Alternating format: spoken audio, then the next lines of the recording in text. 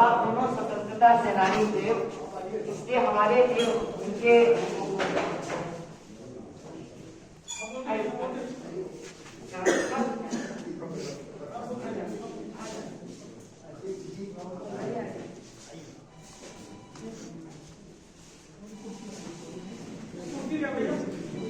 तो वो विशेष रूप से बहुत हमें मतलब स्नेह देते थे और हमें मूंगफली खूब खिलाते थे जाड़ों में।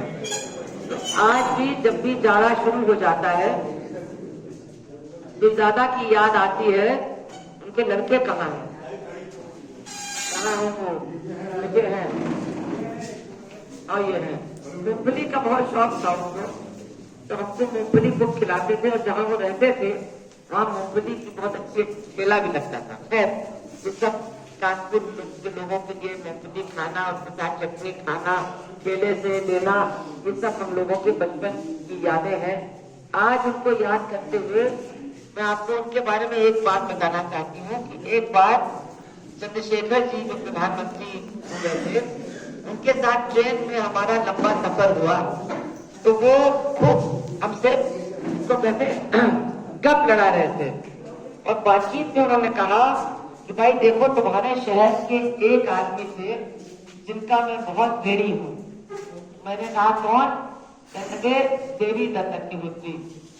मैं उनको लगातार हर महीने हर 4 महीने में पोस्ट कार्ड भेजता था, पैसे बिल्कुल खत्म हो गए हैं और एक बार भी उन्होंने हमें निराश नहीं किया।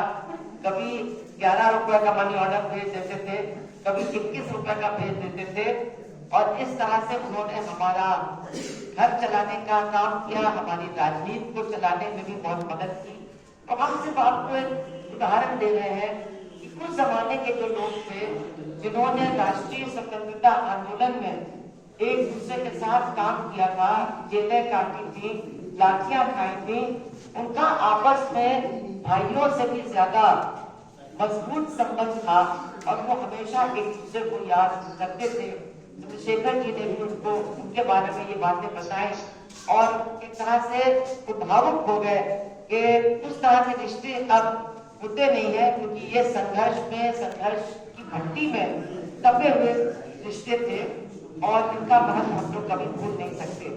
तो आज जब हम दादा जैसे स्वतंत्रता सेनानियों को याद करते हैं तो निश्चित रूप से कम से कम मुझे तो बहुत अफसोस होता है, पता नहीं कितने लोगों को होता है कि आज हमारे देश में उन लोगों का राज चल रहा है जिनका स्वतंत्रता आंदोलन से कभी कोई संबंध नहीं रहा, कोई मतलब नहीं रहा, कोई नाता रिश्ता नहीं रहा।